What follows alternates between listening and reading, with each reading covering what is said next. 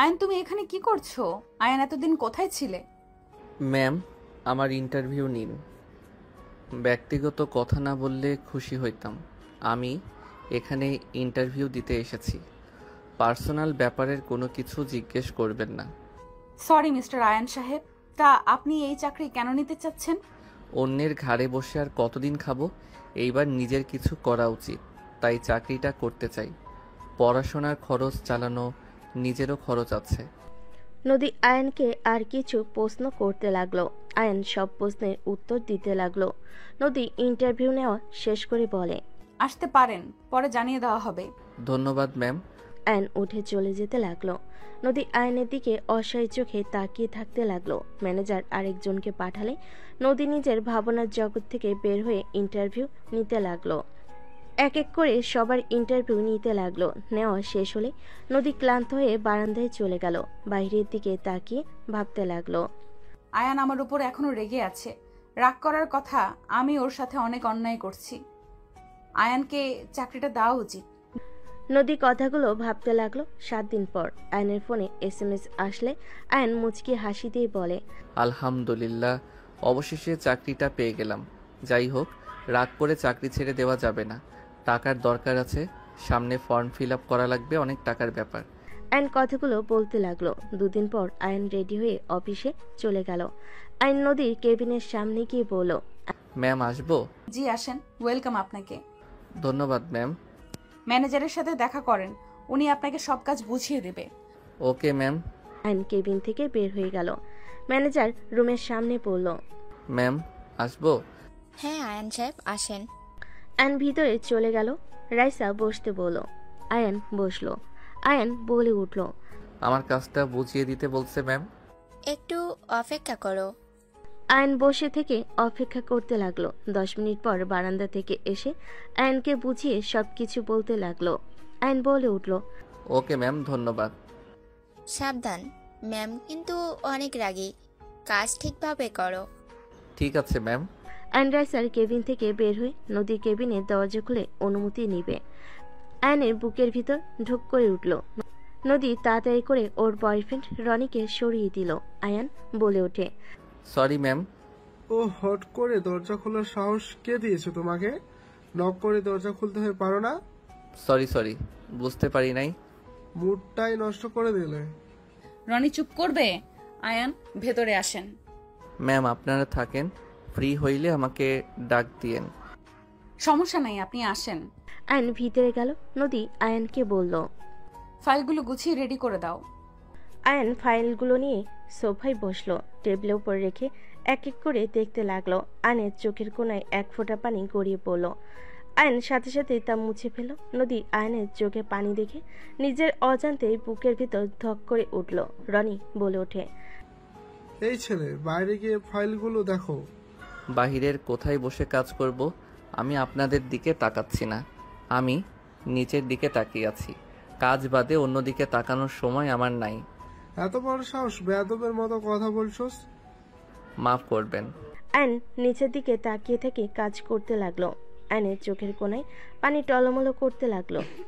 রনি নদীর কোমর ধরে টেবিলের উপর বসিয়ে দিল। নদীর মুখে হাত দিয়ে বলে, তোমার গালগুলো ইচ্ছে করছে একদম খেয়ে ফেলে। তুমি এত সুন্দর কেন?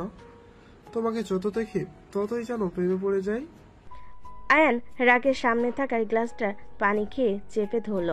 রনি নদীকে কিস করতে যাবে, সাথে সাথেই আয়ন হাতের চাপে গ্লাস ভেঙে যাওয়ার শব্দ পেয়ে নদী চমকে উঠল।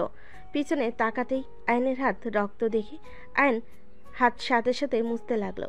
নদী রনিকে সরিয়ে দিয়ে টেবিলের উপর থেকে নেমে আয়নের হাত ধরতে যাবে। আয়ন সাথে সাথেই বলে ওঠে, সরি ম্যাম, গ্লাসটা ভেঙে ফেলার জন্য। আপনার পেমেন্ট থেকে গ্লাসের দাম রেখে দিয়েন, আমি হাত ধুয়ে আসছি। হাত দাও বলছি। হাতের ভেতরে কাজ ঢুকে গেছে, বারবার সার দিয়ে মুছো। কাঁচের টুকরোর সাথে তো আরো ক্ষত যাচ্ছে। নদীর কথা শুনে আয়ন চোখের পানি গড়িয়ে পড়তে লাগলো আর হাসতে লাগলো। হা হা।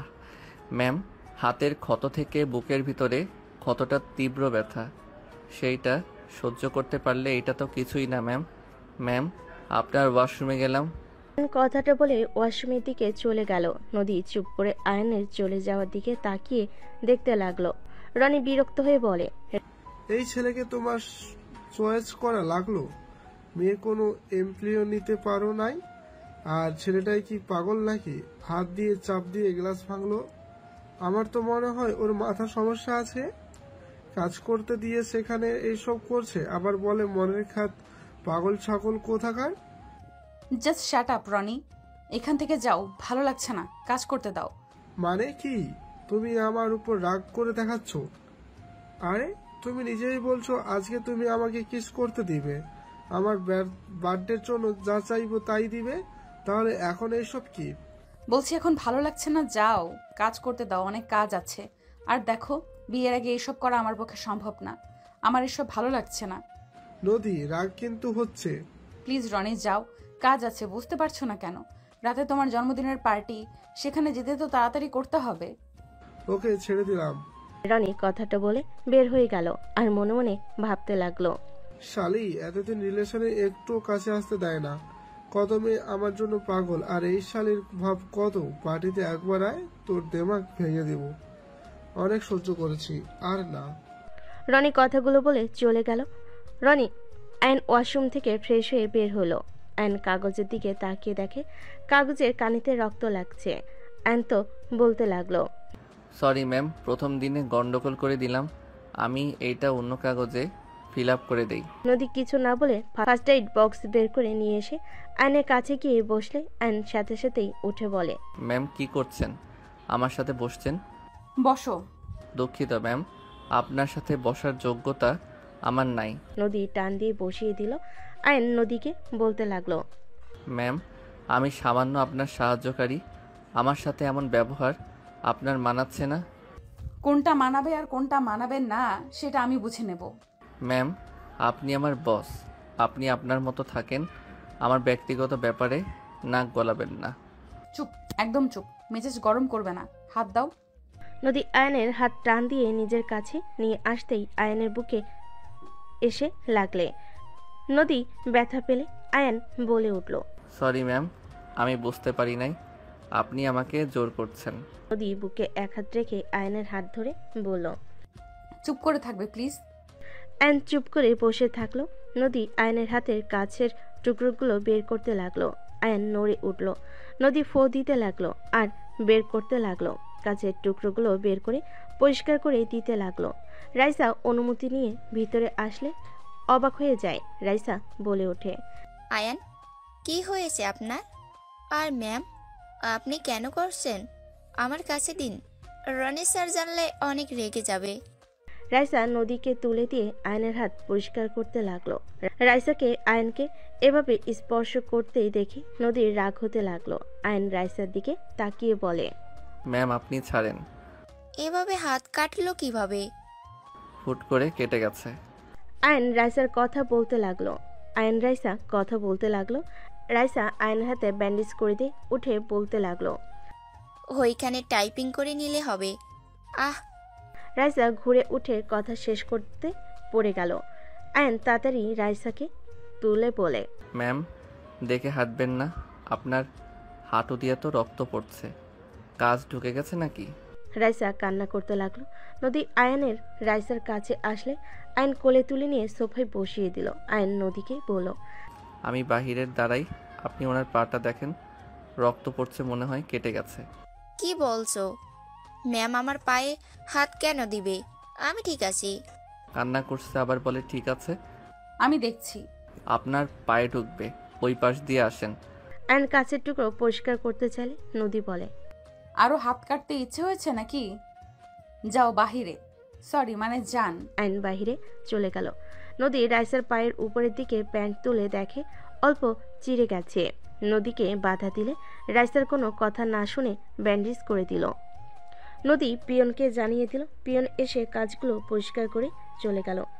আয়ন কেবিনের ভিতরে গিয়ে কাগজটা নিয়ে আরেকটা কাগজ বানাতে লাগলো। রাইসা আয়নের পাশে দাঁড়িয়ে দেখিয়ে দিতে লাগলো। আয়নের হাতের উপর হাত দিয়ে টাইপিং করতে লাগলো। নদী হাত মুঠো করে ফেলল। আয়ন কাজ শেষ করে রাইসাকে বলে, ধন্যবাদ ম্যাম। ওকে, কাজ করো, আমি আসছি। ম্যাম, আপনার মিটিং আগামীকাল।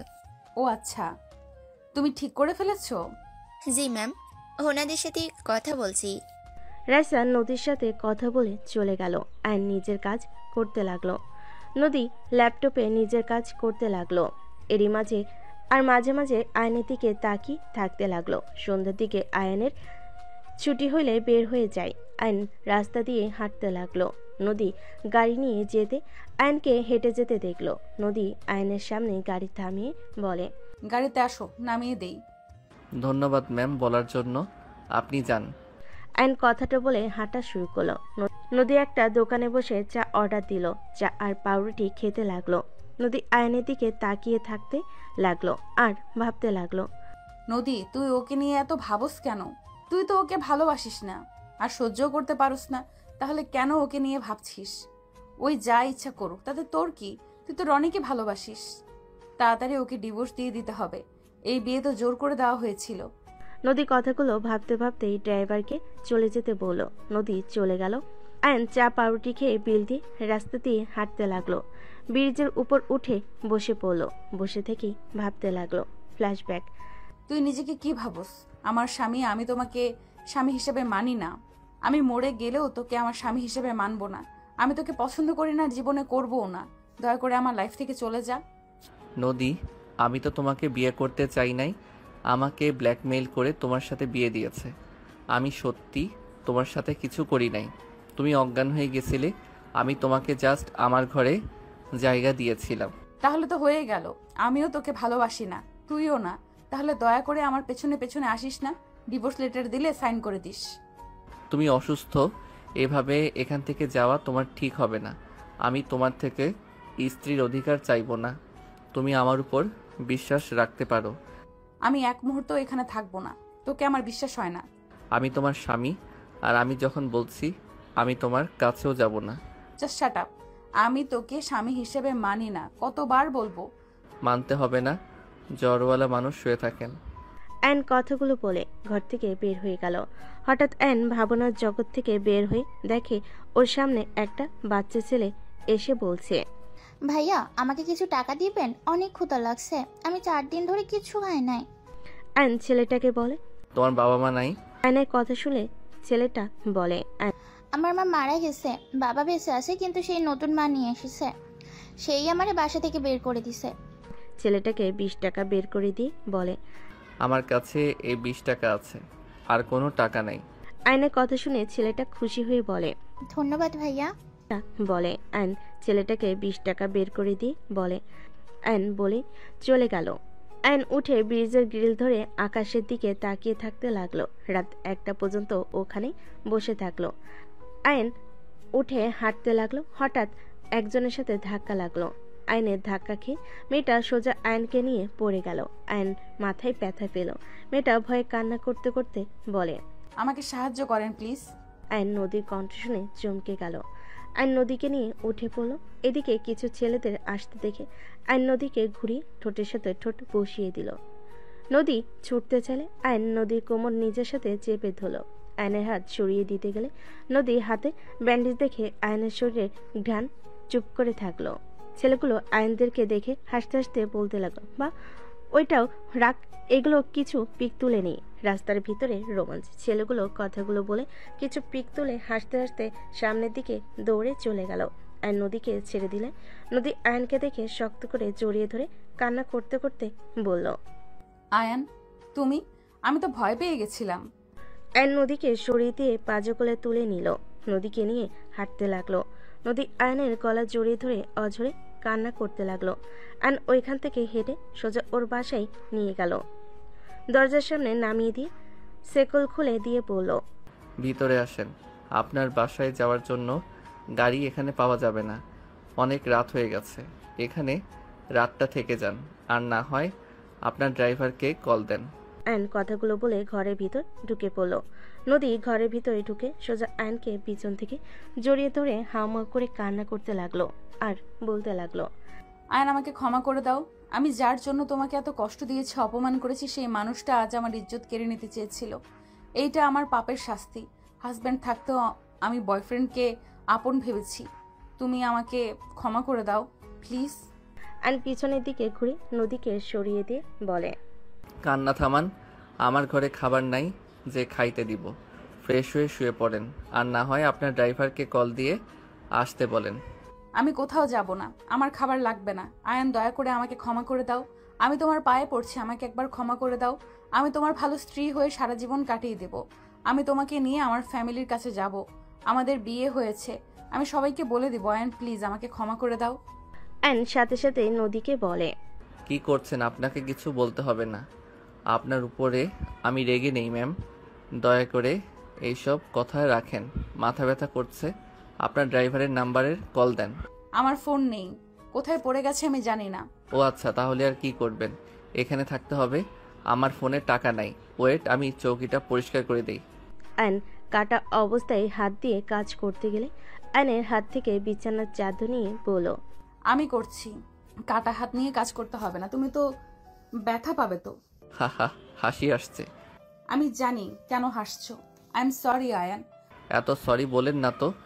আয়ন কথাটা বলে পাটি নিয়ে এসে মেঝেতে বিছিয়ে দিয়ে ব্যাগ মাথার নিচে দিয়ে শুয়ে পড়ল। নদী আয়নকে বলল, আয়ান আমার সাথে শুয়ে পড়ো, নিচে সাপ পোকা কামড় দিতে পারে। কিছু হবে না। আপনি ঘুমান আর দয়া করে কান্না করবেন না। মাথায় যন্ত্রণা করছে। আমি মাথায় হাত বুলিয়ে দিব। লাগবে না, দয়া করে শুয়ে পড়েন তো। কথা বলেন না। মাথা ব্যথায় ভালো লাগছে না কথা বলতে। আয়ন কথাগুলো বলে ঘুমিয়ে গেল। সকালে আয়নের ঘুম ভাঙলে দেখে নদী ওর বুকের উপর মাথা দিয়ে জড়িয়ে ধরে শুয়ে আছে। আয়ন নদীকে আস্তে আস্তে ডাকতে লাগলো। নদীর ঘুম ভাঙলে দেখে আয়ন ডাকছে। নদী আয়নের বুকের উপর থেকে উঠে বলে, তোমার জ্বর নাকি? শরীরে তো গরম কেন? নদী আয়নের কপালে হাত দিয়ে চেক করে দেখে বলল, তোমার তো জ্বরে শরীর পুড়ে যাচ্ছে। আমার কথা ভাবা লাগবে না। আর উপরে শুয়ে থাকা বাদ দিয়ে আমার কাছে কেন শুয়ে পড়ছিলেন? হাজবেন্ড নিচে শুবে আর আমি উপরে ঘুমাবো? ন্যাকামি করবেন না দয়া করে। যাই হোক, ফ্রেশ হয়ে নিবেন, চলেন। আয়ন নদীকে তুলে রুম থেকে বের হয়ে কলপারে নিয়ে গেল। ডান হাত দিয়ে কল চাপ দিয়ে পানি বের করতে লাগলো। নদী হাত মুখ ধুয়ে বলে, তুমি ধুয়ে নাও, আমি পানি চেপে দেই। লাগবে না। আয়ন ডান হাত দিয়ে চাপ দিয়ে পানি ধরতে গেলে আগের পানি পড়ে যেতে লাগলো। নদী হাতে পানি নিয়ে আয়নের মুখ ধুয়ে দিতে লাগলো। আয়ন কিছু বলল না। আয়নের হাত মুখ ধোয়া হয়ে গেলে বলল, ধন্যবাদ ম্যাম। ম্যাম কেন বলছো? আমি তোমার বউ, আমাকে নাম ধরে ডাকতে পারো। আপনি আমার বস। এটাই আপনার সাথে আমার সম্পর্ক। অন্য কোনো সম্পর্ক আমাদের নাই। আয়ন কথাটা বলে চলে গেল। তোয়ালে হাতে নিয়ে নদীকে দিয়ে বলল, মুছে নেন, মুছে এখান থেকে চলে যান। আমি তোমাকে নিয়ে এখান থেকে যাব। আমি যাব না, আপনি চলে যান। আমি তোমাকে ছাড়া যাব না, বলছি না? আপনার অফিসের সময় হয়ে গেছে, যান। বললাম তো যাব না। ওকে, পড়ে থাকেন, আমি অফিসে গেলাম। অ্যান শার্ট খুলতেই নদী লজ্জের পিছনে ঘুরে তাকালো। অ্যান শার্ট পরতে লাগলো। দু হাত দিয়ে বোতাম লাগাতে হাতে অল্প ব্যথা পেল। প্যান্ট চেঞ্জ করতে চাইলে নদীকে বলে, ওই দিকে ঘুরে তাকিয়ে থাকেন, পিছনে তাকাইয়েন না। ঠিক আছে। অ্যান প্যান্ট চেঞ্জ করে নিতে লাগলো। চেঞ্জ করে নদীকে কিছু না বলে বের হয়ে গেল। নদী আয়নকে বলতে লাগলো, ওরা যদি আবার আসে আমাকে একা রেখে চলে কেন যাচ্ছ? আমাকে সময় মতো অফিসে যেতে হবে। অফিসের বস না থাকলে বকা কে দিবে? রাইসা ম্যাম আছে। কত ম্যাম আছে? আমাকে নিয়ে চলো, আমি এখানে একা থাকবো না, ভয় লাগে। আসেন। আয়ন ঘরের শেকল লাগিয়ে দিয়ে নদীকে নিয়ে হাঁটতে লাগলো। আয়ান বলে ওঠে, কষ্ট করে হেঁটে যেতে হবে। আমার কাছে 1 টাকাও নাই যে গাড়ি ভাড়া করব। তোমার কাছে টাকা নাই আমাকে একবারও বলো নাই কেন? আপনি কে যে আপনাকে বলতে হবে? তাই বলে না খেয়ে থাকবে নাকি? আর এতদিন কোথায় ছিলে? আপনাকে কোনো কিছু বলতে আগ্রহী না আমি। আয়নের পাশ দিয়ে ওর ফ্রেন্ড গেল। আয়ন বলে ওঠে, রাকিব। অফিসে যাস নাকি? এই শোন, 50 টাকা হবে? আছে। দে, আমি বেতন পাইলে দিয়ে দিব। আমি তোকে বলেছি এখন দিতে। না মানে, টাকা চাইতে শরম লাগে।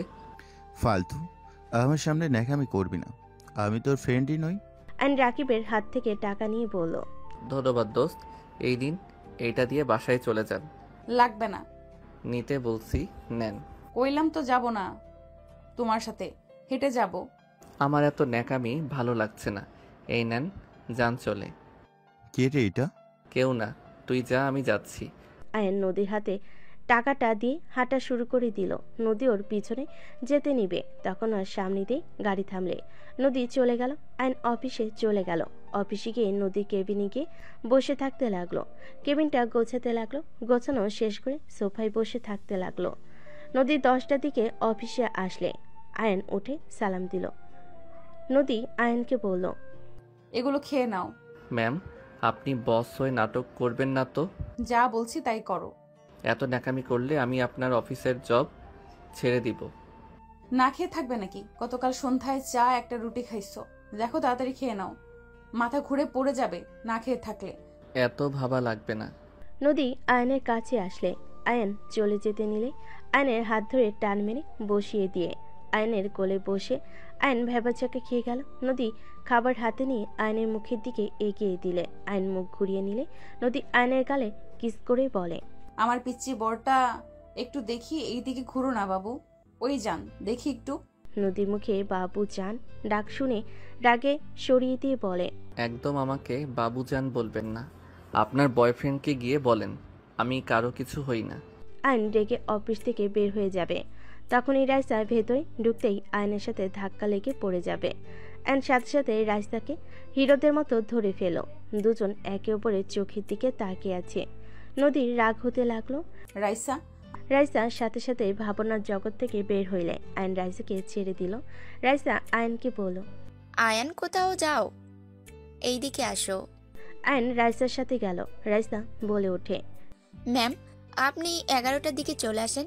আমি আয়ান ওইখানে মিটিংয়ের জন্য রেডি করতে গেলাম।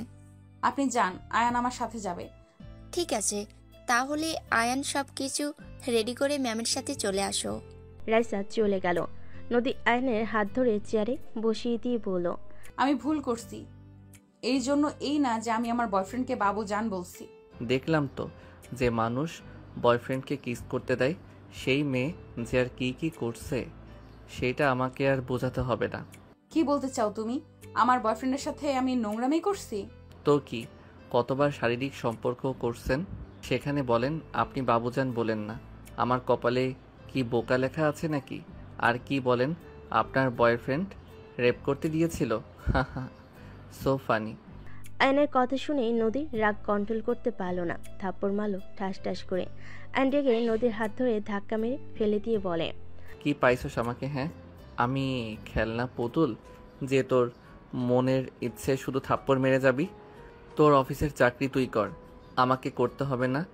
আল্লাহর কাছে কতবার কইলাম তোর সামনে যেন না পড়ি। সেই তোর অফিসে চাকরি হলো, যত সব ফালতু কপাল নিয়ে জন্মগ্রহণ করছি, সব সময় খালি ঝামেলা লেগে থাকে। আয়ন রেগে কথাগুলো বলে বের হয়ে গেল। নদী চেয়ারের সাথে কপালে ব্যথা পেয়ে ওইখানেই অজ্ঞান হয়ে গেল। আয়ন অফিস থেকে বের হয়ে রাস্তা দিয়ে আনমনে হাঁটছিল। হঠাৎ করে আয়নের সামনে একটা গাড়ি এসে থামলো। আয়ন কিছু বলার আগে কয়েকজন জোর করে আয়নকে তুলে ফেলল। 3 সপ্তাহ পর। ম্যাম, হুট করে ছেলেটা উধাও হয়ে গেল, কোনো খোঁজ খবর নাই। ওনার ঠিকানায় গেলাম, কেউ বলতে পারে না। বাদ দাও, যাই হোক সবাইকে ছুটি দিয়ে দিও, আমি বের হচ্ছি। পর নদী বের হয়ে গেল। গাড়ি নিয়ে সোজা বাসায় চলে গেল। ফ্রেশ হয়ে রেডি হয়ে বাবা মা ভাই বোনের সাথে বের হয়ে গেল। সন্ধ্যার ভিতরে নদীর আব্বুর বড় চাচার বাড়ির সামনে গিয়ে নামলো। 5 জন বাসার ভিতরে গেল। দেখে একজন ফুলদানি টি টেবিলে বাড়ি দিয়ে বলছে, আমি বলছি না আপনাদের সাথে আমি থাকবো না? বারবার কেন আমাকে এখানে নিয়ে আসেন? আমি কতবার বলবো আমি আপনাদের কারোর সাথে সম্পর্ক রাখতে চাই না। দুর্নীতিবাজ সাথে সম্পর্ক রাখার থেকে না খেয়ে মস্ত্রা যাওয়া ভালো। আইন কথাগুলো বলে পিছনে ঘুরে চলে যেতে নিবে। আইন নদী দুজনকে একে অপরকে দেখে চমকে গেল। নদী আইনকে বলল, আপনি এখানে? না থেকে মরে যাওয়া ভালো। এক ঝামেলা শেষ করতে না করতে আবারও আপনি চলে আসলেন। শাট আপ, আমি তোমার পেছনে আসি নাই। তুমি যেখানে ইচ্ছা যাও, এতে আমার কি? আমি এখানে আমার বড় দাদুর বাসায় বেড়াতে এসেছি। কি? কে আপনার দাদু? আয়ান, কি হচ্ছে? নদী মামুনির সাথে বাজে ব্যবহার করবে না। আমাদের সাথে করছো, কিছু বলি নেই দেখে মাথায় উঠো না। এই ছেলেটা তোর ছেলে? হ্যাঁ ভাবি, মামুনি ভিতরে আছেন। আইনকে দেখলে নদীর রাগ হতে লাগলো। নদী নিজের রাগ কন্ট্রোল করতে না পেরে চলে যেতে নিয়ে নাগি আবার পিছনে কয়েকবার পিছিয়ে এসে আইনের গালে ঠাস ঠাস করে থাপ্পড় মারল। সবাই চমকে গেল। নদীর থাপ্পড় খেয়ে আইন হাত দিয়ে গাল চেপে ধরে বলল, এইটা কি করলেন? আপনার এত বড় সাহস কে দিয়েছে আমাকে মারার? সাহস কোথা থেকে পেলেন? নদী রেগে বলে। আয়নের আগুন ধরে নিচের দিকে নামিয়ে দিয়ে বলল, একদম আমার সামনে আঙুল নাড়িয়ে কথা বলবে না। তোমাকে কেন থাপ্পড় মারছি ভালো করে ভেবে দেখো। তুমি আমাকে ভুয়া পরিচয় দিয়েছো, তুমি আমাকে প্রতিনিয়ত ঠকিয়েছো। নদী কথা শুনে আয়ন হাসতে লাগলো। ঠকিয়েছি আমি? নিজে একটু ভেবে দেখেন তো আসলে কে কাকে ঠকিয়েছে। ম্যাম, আমি যেমন আমি সেইটাই আপনাকে দেখেছি। আমি এই ফ্যামিলিতে থাকি না, আমি আমার মতো চলতে ভালোবাসি। আমি এইসব অন্যায়কারীদের খাবার খেয়ে বাঁচি না, নিজের ইনকামে নিজে চলার চেষ্টা করি। ওই কিসের অন্যায় রে? কি বলতে চাও? হ্যাঁ ম্যাম, আপনার অফিস না, চিল্লাবেন না। নদী, তুই আয়ানকে চিনিস? খুব ভালো করে চিনি। বাহ, আপনি আবার আমাকে ভালো করে চেনেন, শুনে ভালো লাগছে। ভাইয়া প্লিজ থামো না, এমন করো না। ভাইয়া প্লিজ যেও না এই বাসা থেকে। আতিয়া আয়নের কাছে এসে জড়িয়ে ধরলো।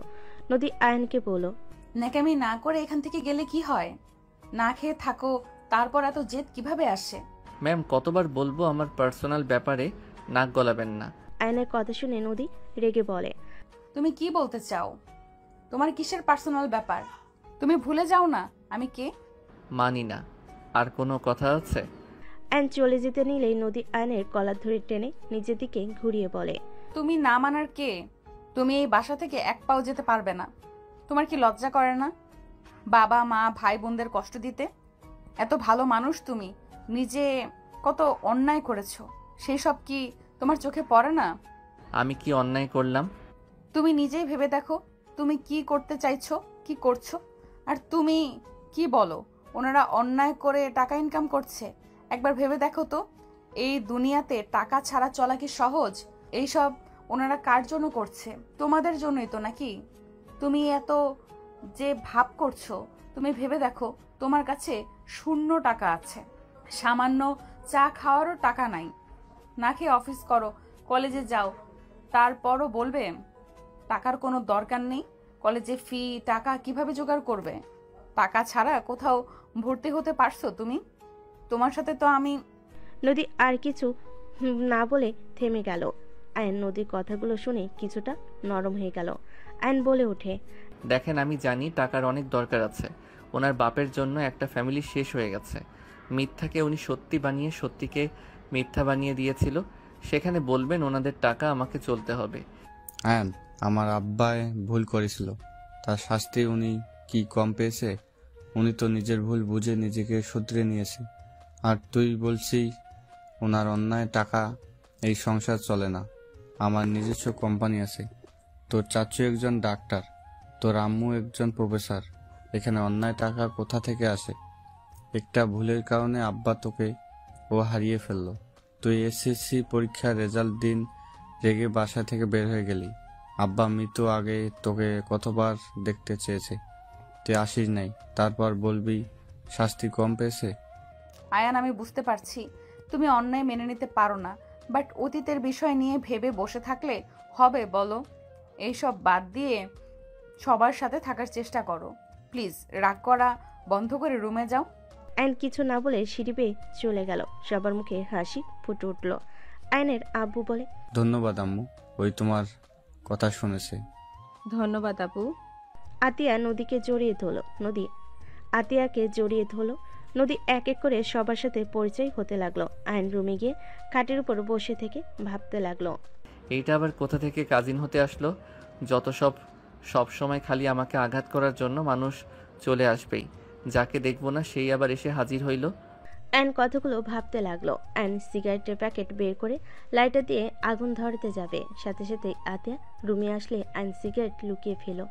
আয়নকে দেখে আতিয়া বলে, ভাইয়া তোমাকে খাওয়া দেই? সরি বনু। সরি কেন বলছো ভাইয়া? প্লিজ ভাইয়া, তুমি আমাদের ছেড়ে যেও না। দেখো তোমার শরীরের অবস্থা কি হয়েছে, একদম শুকিয়ে গেছো। ওকে, যাব না। সত্যি? হ্যাঁ সত্যি। আতিয়া আয়নকে খাওয়াই দিতে লাগলো। আয়ন আতিয়ার হাতে খেতে লাগলো। বনু, আর খাবো না।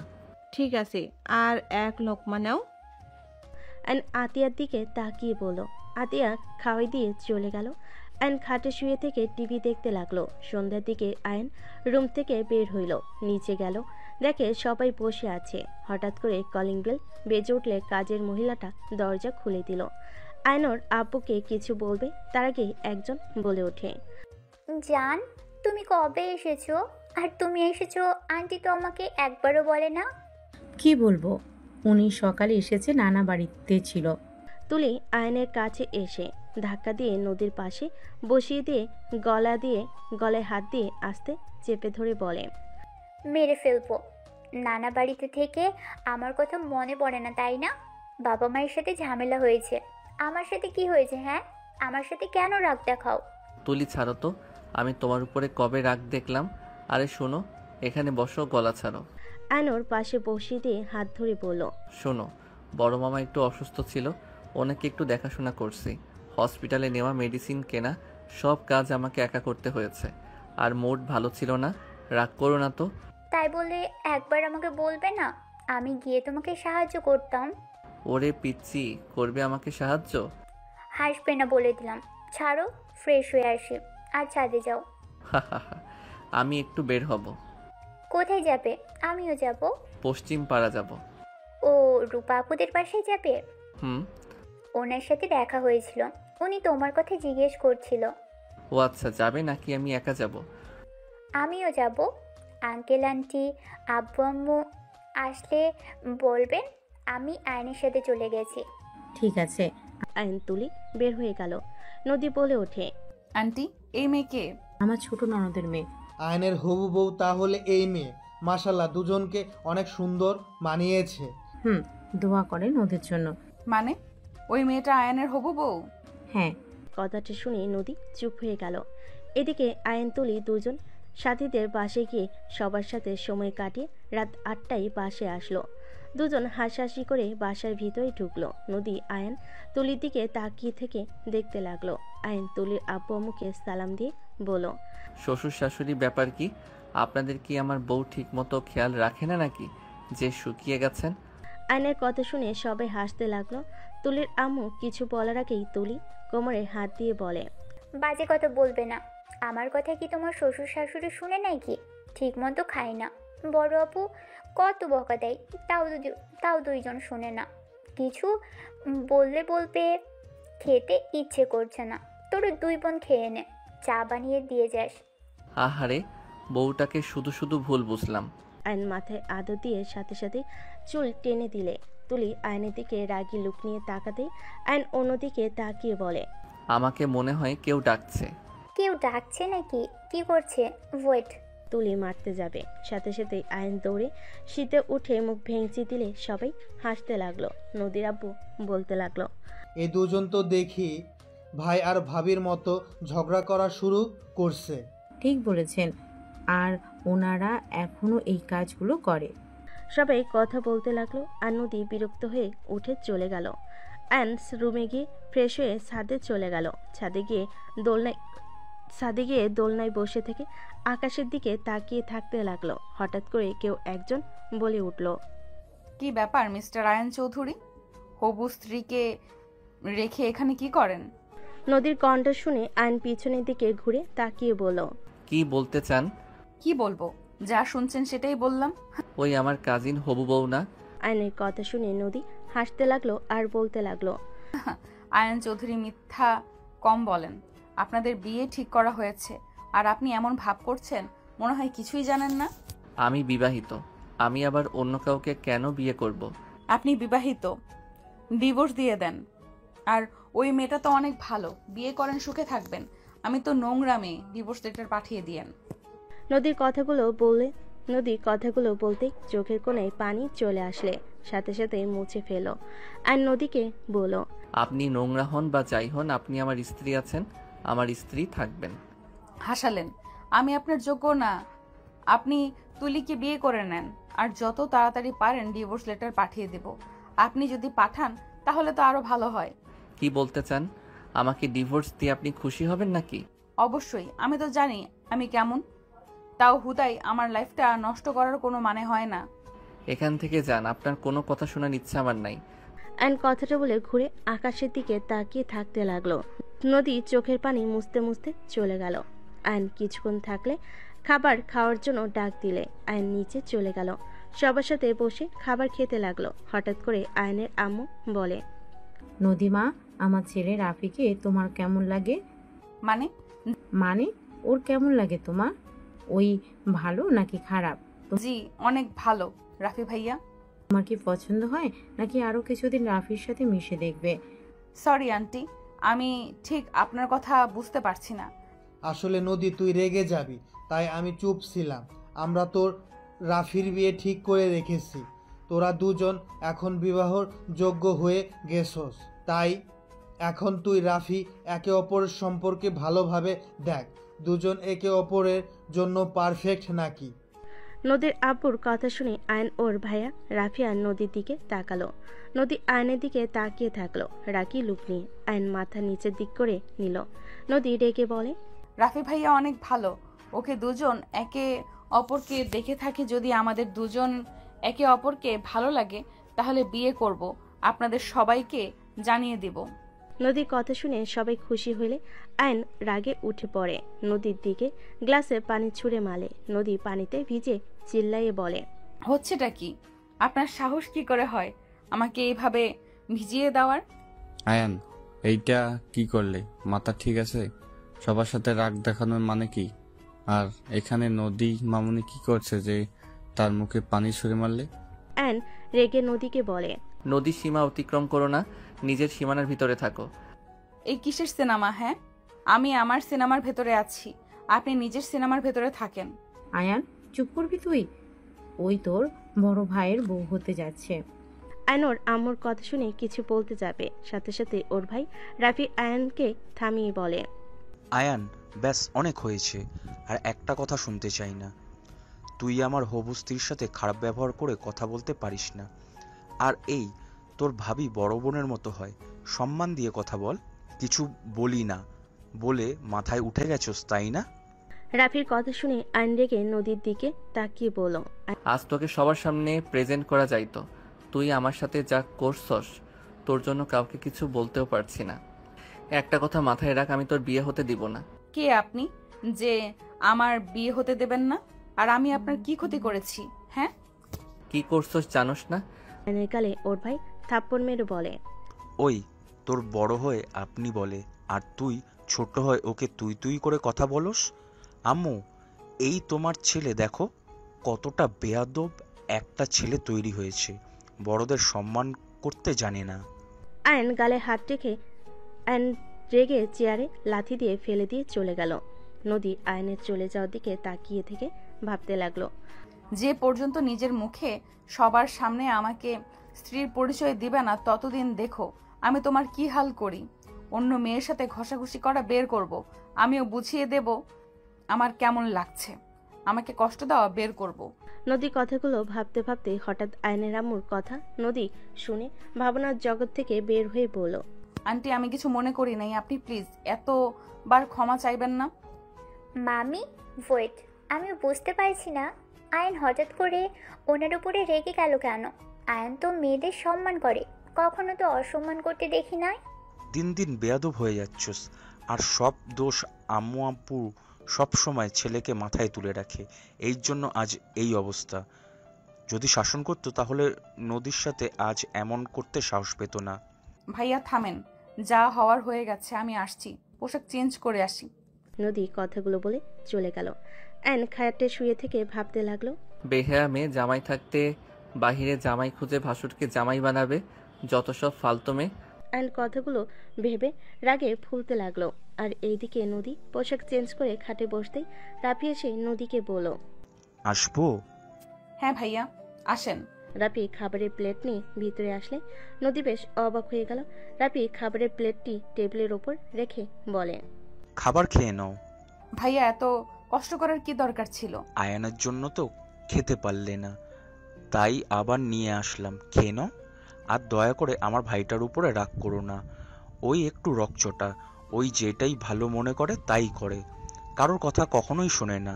কিন্তু বুঝতে পারছি না তোমার উপরে ও কেন রেগে গেল। ওকে আগে কখনো মেয়েদের সাথে এমন ব্যবহার করতে দেখি নাই। রাফির কথা শুনে নদী বলে ওঠে, ভাইয়া আপনাকে আমার কিছু কথা বলার ছিল। আগে খাবার খেয়ে নাও, তারপর বলবে। তাড়াতাড়ি খাও, 10টা বেজে গেছে, তোমার তো মনে হয় অনেক ক্ষুধা লেগে গেছে, খাও। রাফির কথা শুনে নদী কিছুটা ইতস্ততভাবে নিচের দিকে তাকিয়ে নিজেকে শান্ত করে রাফির দিকে তাকিয়ে বলল, না ভাইয়া, পরে খাবো। আমার মনে হচ্ছে আপনাকে কথাটা বলে দেওয়াই ভালো হবে। আপনাকে আমি বিশ্বাস করে কিছু বলতে চাচ্ছি। আপনি যদি অনুমতি দেন তাহলে কথা বলা শুরু করব।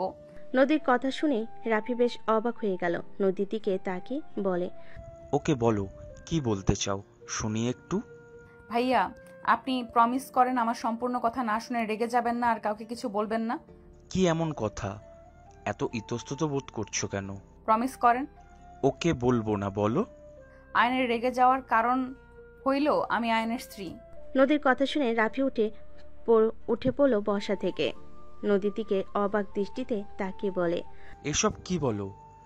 আয়ান কি আর তুমি কি এই আমাদের না জানিয়ে বিয়ে করতে পারে না?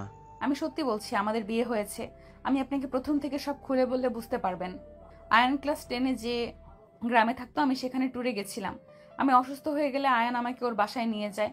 ওখানে আমি অজ্ঞান হয়েছিলাম, বাট ওখানে কিছু মানুষজন আমাদের অন্য কিছু ভেবে জোর করে বিয়ে দিয়ে দেয় ওর সাথে। আমার সংসার জীবন 7 দিনের ছিল। কি এত কিছু হয়ে গেছে? আয়ান আমাকে একবারও বলে নাই? শুধু আমাকে কেন, ফ্যামিলির কাউকেই বলে নাই? আসলে আমি ওকে স্বামী হিসেবে মানি নাই। আমি ওকে অনেক কষ্ট দিয়েছি। যেমন? নদী রাফিকে সবকিছু খুলে বলতে লাগলো। কথা বলা শেষ হলে বলল, এজন্য আমিও চুপ করে আছি। ওই যে পর্যন্ত আমাকে বউ হিসেবে সবার সামনে পরিচয় না দিবে, ততদিন পর্যন্ত আমি চুপ করে থাকবো। আর আপনার সাহায্য লাগবে। হ্যাঁ বলো, কি সাহায্য? নদী বাহিরের দিকে তাকিয়ে থেকে ভালোভাবে দেখে রাফিকে আস্তে আস্তে বলতে লাগলো। কথা বলা শেষ হলে রাফি বলে, ঠিক আছে, আচ্ছা থাকো, আমি যাই। ওকে ভাইয়া। রাফি চলে গেল। নদী খাবার খেতে লাগলো। আয়ন খাট থেকে উঠে সোজা নদীর রুম খুঁজতে লাগলো।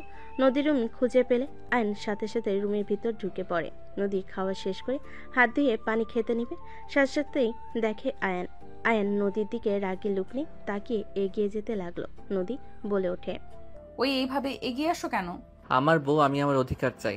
মাথা খারাপ নাকি? ভুলে যেও না আমি তোমার হবু ভাবি হই। ভাবির আগে আমার স্ত্রী, আমার অধিকার আমি কেন ছাড়বো? আয়ন কথাটা বলে দরজা লাগিয়ে দিল। নদী ভয়ে ঢোক গিলতে লাগলো। নদী খাট থেকে নেমে বারান্দার দিকে যাবে, সাথে সাথে আয়ন দৌড়ে নদীর জামা টান দিয়ে ধরল। নদী ছোটার চেষ্টা করে জামা ছিঁড়ে আয়নের হাতে চলে আসলো। নদী আয়ন দুজনেই থমকে গেল। নদী ঘুরে আয়নের দিকে তাকিয়ে কিছু বলতে যাবে, তার আগেই আয়ন নদীকে টান দিয়ে নিজের ঠোঁটের সাথে ঠোঁট মিলিয়ে দিল। নদী আয়নকে সরিয়ে দেওয়ার চেষ্টা করতে লাগলো। আয়ন জোর করে ধরে কিস করতে লাগলো।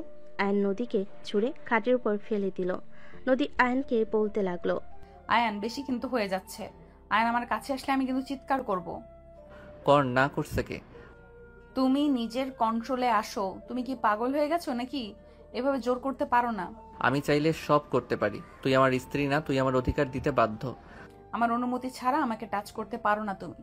আমার অনুমতি কোনো দরকার নাই, কারণ আমি থাকতে তুই অন্য ছেলের সাথে রিলেশন করছস। তোর কথার আঘাতে আমি তোকে ছেড়ে চলে গেছিলাম, আবার দিন শেষে তোর সাথে দেখা হলো। দ্বিতীয়বার, 2বার একই কাহিনী। তুই কখনোই আমার লাইফ থেকে সরবি না। একভাবে না একভাবে আমার সামনে চলে আসস। আমি মানছি ভুল করছি, কিন্তু তুমি তো আমাকে ভালোবেসে আমার কাছে আসছো না। তুমি তো আমার উপরে রাগে বসে কাছে আসতে চাচ্ছ। আমি তো তোমার সাথে এইভাবে কাছে আসতে দিতে পারি না। তুমি যখন আমাকে মন থেকে স্ত্রী হিসেবে মেনে নিবে না, সেই দিন আমার কাছে আসবে, সেই দিন আমি তোমাকে বাধা দিব না। তুমি আজ যদি আমার সাথে কিছু করো তাহলে বুঝবো তুমি আমাকে রেপ করছো। রাখ তোর ভালোবাসা। তুই তো ফালতু মেয়ে। তোর একটা ছেলে দিয়ে কখনো হয় না। একটা গেলে আরেকটা ধরস। আয়ান, ওই গলা নামিয়ে কথা বল, একদম আমার উপরে চিল্লাবি না। নদী রেগে খাট থেকে নেমে পড়ল। আমি খারাপ? ভালো কথা, ভালো মেয়ের কাছে যাও। আমার কাছে কেন এসেছো? যাও যাও, ভালো মেয়ের কাছে যাও। একদম ঠিক। আমি কেন তোর কাছে যাব? ইউজ করা জিনিস আমি কেন নিব? কতজনের সাথে শারীরিক সম্পর্ক করছস কে জানে। আয়নের কথা শুনে নদী নিজেকে আর কন্ট্রোল করতে না পেরে আয়নের গালে ঠাস ঠাস করে থাপ্পড় মেরে বলে, বের হয়ে যা আমার চোখের সামনে থেকে। এখন যা। আমি হাজার মানুষের সাথে শারীরিক সম্পর্ক করছি, ভালো করছি। তুই যা এখান থেকে, আর তাড়াতাড়ি ডিভোর্স দিয়ে দিস। তোকে আমি কিছু বলতে চাই না। আমি কেমন আমার আল্লাহ জানে আর আমি জানি। চলে যা আমার সামনে থেকে। তোকে দেখে আমার ঘৃণা হচ্ছে যে নিজের স্ত্রীকে সম্মান করতে জানোস না। আমি শারীরিক সম্পর্ক করছি তুই দেখাতে পারবি? রনি কোনোদিন একটাও পায় নাই। আর তুই আমাকে বলস আমি 1000 জনের সাথে শারীরিক সম্পর্ক করছি, ভালো করছিস, যা এখান থেকে। নদী রেগে গিয়ে ধাক্কা দিতে দিতে আয়নের রুম থেকে বের করে দিয়ে দরজা লাগিয়ে দিয়ে কান্না করতে লাগলো। আয়ন ওর বেডরুমে চলে গেল। বেডরুমে গিয়ে রাগে দরজা ঠাস করে লাগিয়ে দিয়ে উপর হয়ে শুয়ে পড়ল। সকালে ঘুম ভাঙলে আয়ন তুলির কণ্ঠে ঘুম ভেঙে গেল। আয়ন তুলিকে দেখে বলে, তুমি রুমের ভিতরে কিভাবে আসলে? দরজা ঠেলা দিলাম, খুলে গেছে। ওঠো তাড়াতাড়ি, নিচে চলো, খেয়ে ঘুরতে যাব। কোথায় যাবে? সবাই মিলে গ্রামটা ঘুরে দেখব। নদী আপু, আঙ্কেল আন্টি সবাই যাবে। চলো তাড়াতাড়ি। যাব না, তুমি যাও। কথা কম বলো, উঠো বলছি। তুলি আয়নকে জোর করে তুলে ওয়াশরুমে নিয়ে গেল। আয়ন বিরাস করতে লাগলো। তুলি আয়নের দিকে তাকিয়ে থেকে দেখতে লাগলো। আয়ন তুলির দিকে তাকিয়ে বলল, কি ব্যাপার, এভাবে তাকিয়ে থাকো কেন? আয়ন কথাটা বলে ট্যাপ ছেড়ে দিলে সাথে সাথে তুলি পানি নিয়ে আয়নের মুখে ছুঁড়ে মেরে হাসতে লাগলো। আয়ন তুলিকে পানি দিতে গেলে দৌড়ে চলে গেল। আয়ন ফ্রেশ হয়ে বের হয়ে চেঞ্জ করে নিল। নিচে চলে গেল। নিচে গিয়ে দেখে সবাই বসে আছে। রাফি আয়নকে দেখে নদীকে বলল, চলো আমি তোমাকে খাইয়ে দিই। না ভাইয়া, ধন্যবাদ, আমার ক্ষুধা নাই। আরে চলো। রাফি নদীর হাত ধরতেই আয়ন রাগে হাত মুঠো করে নিল। রাফি নদীকে নিয়ে সবার সাথে খাবার টেবিলের সামনে বসলো। আয়নকে দেখে আয়নের আম্মু বলে, আয়ান খেতে আয়। আয়ন ওদের কাছে গেলে তুলি বলে ওঠে, এখানে এসে বসো। আয়ন তুলির কাছে বসলো। নদী আয়নকে দেখে রাফির সাথে হাসি মুখে কথা বলতে লাগলো। রাফি বলে ওঠে, আম্মু আমার প্লেটে খাবার দাও, নদী আমি একসাথে খাবো। রাফির কথা শুনে সবে মিটিমিটি হাসতে লাগলো। তুলি বলে ওঠে, বাবা ভাইয়া, তুমি এত রোমান্টিক। এই আয়ন ভাইয়ের মতো একটু শিখতে পারো না? মামনি, আমার প্লেট দাও, আমরা একসাথে খাবো। এসব ন্যাকামি আমার একদম ভালো লাগে না। তুলি, এসব বাদ দাও। কখনো কারো মতো হওয়ার চেষ্টা করবে না, নিজের মতো থাকার চেষ্টা করবে। আয়ন কথাটা বলে খাবার একা বেড়ে নিতে লাগলো। নদী রাফি ওর দিকে তাকিয়ে থাকলো। আয়ন খাবার খেতে লাগলো নিচের দিকে তাকিয়ে। আয়নের আম্মু সবাইকে খাবার দিতে লাগলো। রাফি নদীকে খাওয়াই দিতে লাগলো।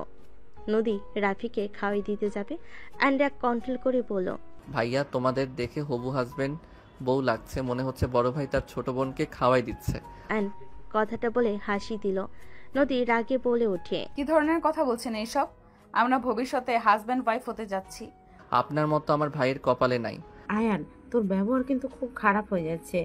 এইসব কি ধরনের কথা বলস? ওই তোর বড় আপু হয়, সম্মান দিয়ে কথা বল।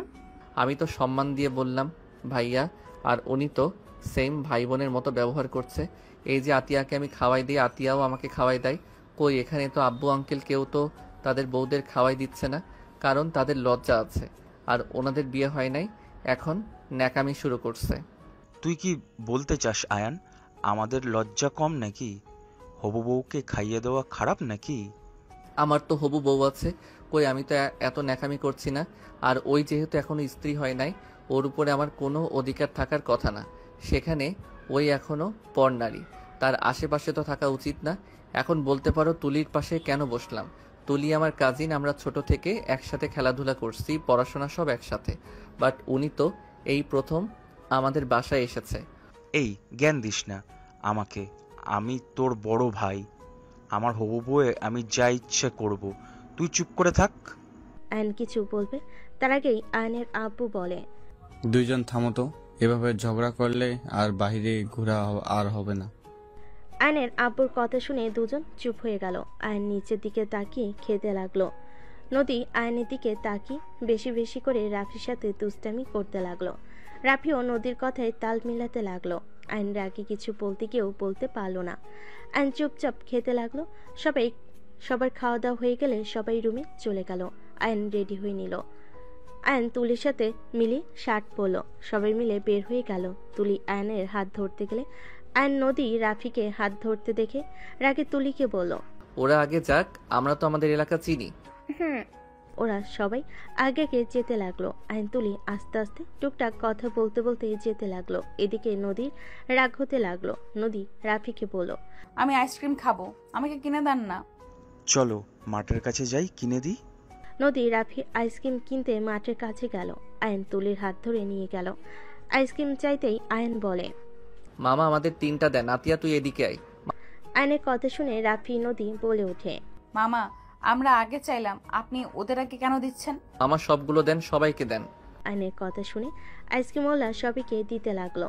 তুলিকে দিলে আর একটাই থাকলে রাফি ওইটাই নিতে গেলে আয়ন আইসক্রিম নিয়ে 1000 টাকা দিয়ে বলল, মামা রেখে দেন। মামা আপনি আমাদের সাথে অন্যায় করলেন না? আমরা আগে চাইলাম, সব আইসক্রিম ওনার কথায় দিয়ে দিলেন। নদীর কথা শুনে আইসক্রিমওয়ালা বলে, আয়ান ভাইকে না দিলে কাকে দিব? উনি আমাদের সাহায্য না করলে আমরা আজ ব্যবসা করে খেতে পারতাম না। এই দোকান যত আইসক্রিম আছে সব ওনার জন্য আছে। উনি ফ্রিতে চাইলেও এখানে যত দোকানদার আছে সবাই ওনাকে দিবে। সামান্য টাকা নিয়ে কি আমি আয়ান ভাইকে আইসক্রিম দেওয়া বাদ দিয়ে দিব নাকি? লোকটা কথা শুনে নদী কিছু না বলে রাফিক নিয়ে চলে যেতে লাগলো। আয়ন মিটি করে হাসতে লাগলো। আয়ান, এটা কি ঠিক করলে? নদী আপুকে আইসক্রিম দিলে না কেন? আমি কি করলাম? এখানে তো একটাই আইসক্রিম আছে, আমার গলা শুকিয়ে গেছে। আমি খাওয়া বাদে অন্য কাউকে দিয়ে মানব সেবা করতে পারবো না। এইটা কেমন কথা? আমি তো আগে দেখেছি তুমি না খেয়ে অন্যদের দিয়ে দিতে, সেখানে আজ এই ধরনের কথা বলছো। সবাই সারা জীবন এক থাকে না, সবাই পরিবর্তন হয়, সেখানে আমিও হয়েছি। বাদ দাও, চলো হাঁটি। আয়ন আইসক্রিম খাওয়া বাদ দিয়ে আইসক্রিম হাতে নিয়ে তুলির সাথে হাঁটতে লাগলো। সামনের দিকে এগিয়ে গেল। রাফি আয়নের দিকে তাকিয়ে বলে, আইসক্রিম খাচ্ছিস না? নদীকে দিলে কি সমস্যা রে? গলিয়ে ফেলে দিচ্ছিস, তাও নদীকে দিচ্ছিস না। আমার জিনিস আমি খাবো না, দরকার হলে ফেলে দিব, তারপর কাউকে দিব না। রাফি ভাইয়া চুপ করেন, ওর জিনিস খাওয়ার কোনো ইচ্ছে নাই। সামনে ফুচকা বিক্রি করছে, সবার আগে আমরা খাবো। তুলি ফুচকা খাবে? ফুচকা তো আমার অনেক পছন্দ। চলো চলো তাড়াতাড়ি। আয়নের হাত ধরে তুলি আয়নকে টেনে নিয়ে যেতে লাগলো। আয়ন আইসক্রিম ফেলে দিল। নদী রাফি সবার পিছন পিছন হেঁটে ওদের কাণ্ড দেখতে লাগলো। রাফি আস্তে আস্তে বলতে লাগলো, কত ফাজিল হয়েছে! নিজের বউর সাথে কেউ এমন করে নাকি? সবাইকে আইসক্রিম দিল আর নিজের বউকে না দিয়ে আইসক্রিম ফেলে দিল। আমাকে অন্য কিছু বোঝাচ্ছে। যেমন করুক না কেন, আমি জানি আমাকে ভালোবাসে, আর ওই নিজেই প্রমাণ করে দিল। নদীর কথা শুনে রাফি অবাক হয়ে ওর দিকে তাকালো। রাফি বলে ওঠে, কি বলো? এখানে তো তোমার সাথে অন্যায় করলো, সেখানে তোমাকে কিভাবে ভালোবাসলো? রাফির কথা শুনে নদী মিষ্টি করে হেসে বলে, ওই আমাকেও খেতে দেয় নাই, নিজেও কিন্তু খায় নাই। পারলে কিন্তু ওই আমাকে দেখিয়ে দেখিয়ে খেতে পারতো, কিন্তু ওই খায় নাই। কারণ আমি খাই নাই দেখে ও রাগের বশে যাই করুক না কেন, ওই আমাকে ভালোবাসে। ওই নিজের অজান্তে প্রমাণ করে দেয়। নদীর কথা শুনে রাফি অবাক চোখে তাকালো। রাফি কিছু বলার আগে নদী আয়নকে দেখি রাফির হাত ধরে ওদের সামনে 2টা চেয়ারে বসলো। নদী 1 প্লেট ফুচকা অর্ডার দিল। আয়ন ওদের দেখেও না দেখার ভান করে অন্যদিকে তাকিয়ে থাকতে লাগলো। সবাইকে ফুচকা দিতে লাগলো। লাস্টের দিকে আয়ন নদীকে দিলে আয়ন ফুচকা মুখে দিল। নদী রাফিকে খাওয়াই দিতে লাগলো। রাফি নদীকে খাওয়াই দিতে লাগলো। আয়নের রাগ হইল, কিছু না বলে আয়ন তুলির দিকে এগিয়ে দিলে তুলি অবাক হয়ে তাকিয়ে বলে, তুমি খাওয়াই দিবা? আমি কি স্বপ্ন দেখছি নাকি? আরে খাও, এত অবাক হবার কি আছে? আমি তো তোমার হবু হাজবেন্ড। আয়নের কথা শুনে তুলি খুশি হয়ে ফুচকা মুখে নিল। আয়ন খেতে লাগলো আর তুলির সাথে মিষ্টি করে হাসি দিয়ে গল্প করতে লাগলো। নদীর রাগ হতে লাগলো। রাফি কানে কানে বলতে লাগলো, কুল, রাগ করলে তো হেরে যাবে। নদী শান্ত হলো। আয়ন তুলিকে এভাবে হাসি খুশি দেখে সবাই অনেক খুশি হলো। হঠাৎ করে একজন এসে বলে ওঠে, কিরে ভাই, আমাকে রেখে একা একা খাচ্ছিস? আরে আপু যে, আসো। মামা আপুকে 1 প্লেট দেন। তোর প্লেট থেকে খাবো। রাফি ভাইয়া কেমন আছো? আলহামদুলিল্লাহ, তুমি কেমন আছো? আলহামদুলিল্লাহ। রূপা সবার সাথে সালাম দিয়ে কথা বলতে লাগলো। রূপা আয়নের প্লেট থেকে ফুচকা নিয়ে খেতে লাগলো। তুলিও সেম ভাবে খেতে লাগলো। আয়ন দুজনের দিকে তাকিয়ে বলল, আরে বাবা, 2জন আমাকে তো খেতে দিবে নাকি? ভাই বোনরা খেতে নিলে কথা বলতে হয় না, চুপ করে থাকো। রূপার কথা শুনে সবাই হাসতে লাগলো। নদীর আব্বু বলে, মেয়েটা কি? নাতাশার ভাতিজি। নাতাশা ভাতিজি মাশাল্লাহ অনেক বড় হয়ে গেছে। নাতাশার মতো কিছুটা লাগে, কিন্তু আয়নের সাথে এত মিল। আয়ান আমাদের বিরুদ্ধে গিয়ে ওদের সাথে থাকতো। নাতাশাকে আয়ান অনেক ভালোবাসতো, ওর কাছে পড়তো। মাঝখানে যেই সব হয়, নাতাশাকে রেপ করলো, বাবা ওদের বিরুদ্ধে কাজ করলো, সেখান থেকে আয়ান ওদের সাথে থাকতো। এসএসসি পরীক্ষার পর তো ঢাকা চলে যায়। যাক, ওদের সাথে সম্পর্ক ভালো আছে, এটাও দেখে ভালো লাগছে। এই থাক, আমি যাই। ওয়েট, কোথায় যাবে আপু? কোচিং করাতে যাব। ভাইয়াকে বিয়ে করে নিলে তো তোমাকে এসব জব করতে হয় না। আয়নের কথা শুনে সবাই অবাক হয়ে তাকালো। রাফি আয়নের দিকে তাকালে আয়নের আম্মু বলে, আয়ান, কি ধরনের কথা বলস? কিছু না, ওকে আপু যাও। রূপা চলে গেল। নদী রাফিকে লাস্ট ফুচকা মুখে দিতেই যাবে, আয়ন সাথে সাথে ফুচকাটা নিয়ে নিজের মুখে পুরে নিল। নদী রাগী লুক নিয়ে তাকালে আয়ন ফুচকার বিল দিয়ে বলে, ভাবি রাগ করলেন নাকি? আরে ভাবি, আমি আপনার দেবর হই, সেখানে আমি একটু খেতে পারি না? আয়নের কথা শুনে নদী কিছু বলল না। সবাই হাঁটতে লাগলো। আইন তুলি কথা বলতে বলতে যেতে লাগলো। সবাই ঘোরাঘুরি করে বাসায় ফিরতে ফিরতে সন্ধ্যা হয়ে গেল। হঠাৎ করে নদী চিৎকার দিয়ে উঠল। সবাই পিছনের দিকে তাকালে নদীর আম্মু বলতে লাগলো, কি হয়েছে আম্মু? নদী কথাটা বলতেই আইন নদীর কণ্ঠ শুনে বুকের ভিতর ধুপ করে উঠল। আইন ফোনের টর্চ জ্বালিয়ে দৌড়ে নদীর কাছে গেল। সবাই কাছে আসলে নদী পড়ে যেতে নিলে রাফি ধরার আগেই আয়ন ধরে বলল, নদী, এই নদী, কি হয়েছে? এই নদী, কথা বলো। আয়ান আমাকে কিছু কামড় দিয়েছে। নদী কথাগুলো বলে জোরে জোরে কান্না করতে লাগলো। আয়ন নদীর পায়ের দিকে তাকিয়ে চমকে উঠল। আয়ন তাড়াতাড়ি করে নদীর পায়ের কাছে বসলো। কোনো কিছু না ভেবে আয়ন নদীর পায়ে রক্ত চুষতে লাগলো। সবাই ইতস্তত হয়ে গেল। নদীর আম্মু বলে, আয়ন পাগল হয়ে গেছিস নাকি? সাপে কামড় দিয়ে থাকলে তুই তো মারা যাবি। আয়ন থাম বলছি, ওর পা বাঁধতে হবে, সামনে হসপিটাল আছে। আয়ান কি করছো? তুমি তো মারা যাবে। আয়ান আমার পা ছাড়ো। আয়ান প্লিজ পা ছাড়ো। আয়ন কারো কোনো কথা না শুনে পায়ে রক্ত চুষে ফেলতে লাগলো। আয়নকে তুলি ধাক্কা দিয়ে বলে, পাগল হয়ে গেছো? তুমি মারা যাবে, সামনে হসপিটাল আছে, আবুকে নিয়ে চলো। আয়ন তুলিকে কিছু না বলে নদীর পা ধরতে যাবে। নদী হাঁটু গেড়ে বসে আয়নের দুই গাল ধরে বলতে লাগলো, এসব কি করছো? আমাকে সাপে কাটে নাই, আমি একদম ঠিক আছি, গাছের ডালের সাথে কেটে গেছে। নদীর কথা শুনে আয়নের রাগ উঠে গেল। আয়ন উঠে নদীকে সজোরে থাপ্পড় মারল। আয়ন রেগে কান্নামাখা কণ্ঠে বলল, নেক্সট টাইম এমন ফালতু অভিনয় করলে তোর খবর আছে। ফালতু মেয়ে কোথাকার। আমি মরে গেলে তোমার কি? আমি তো জঘন্যতম মেয়ে, ফালতু খারাপ মেয়ে, পতিতা মেয়ে।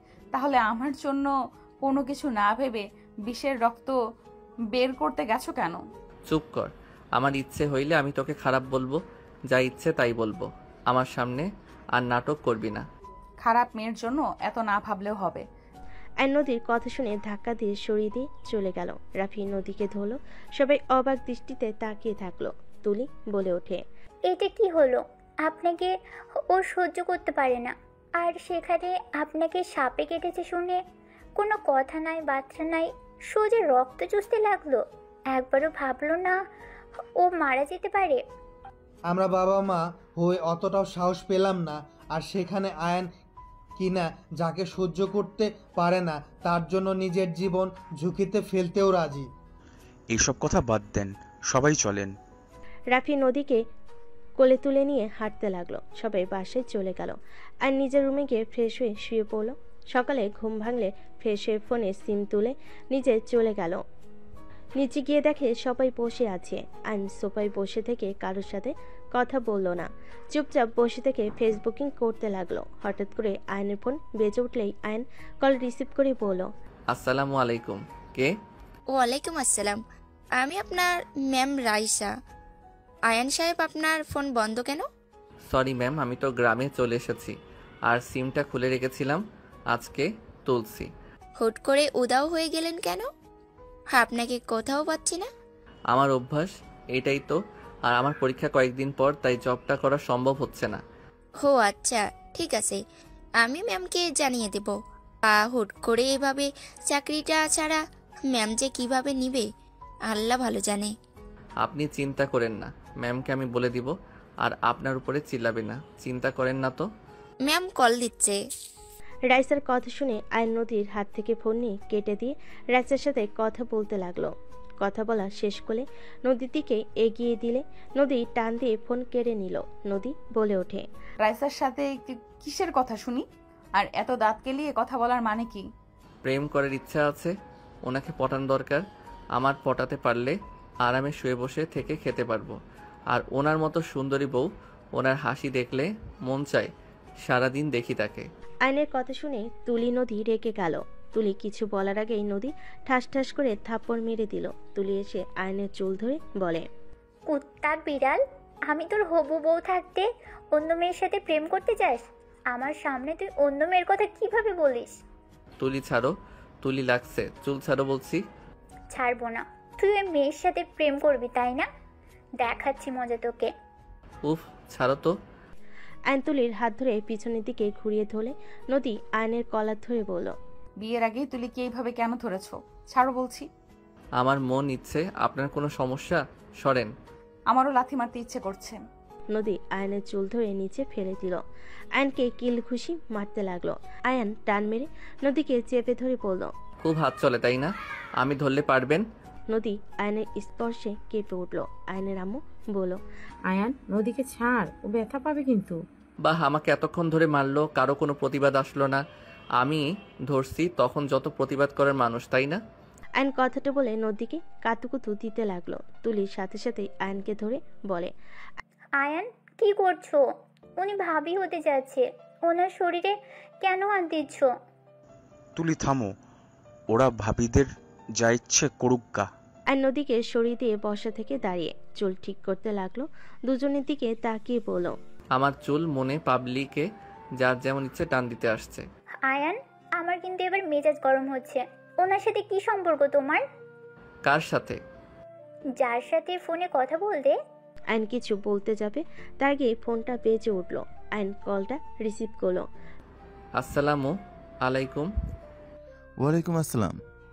কি রে, তোর কি অবস্থা? ফোন বন্ধ কেন রাখছিলি? কারোর সাথে যোগাযোগ রাখতে চাই নাই। যাই হোক, তোর বিকাশে কিছু টাকা গেছে, চেক করছস? এত টাকা কেন দিয়েছস? গ্রামে আসবি কবে?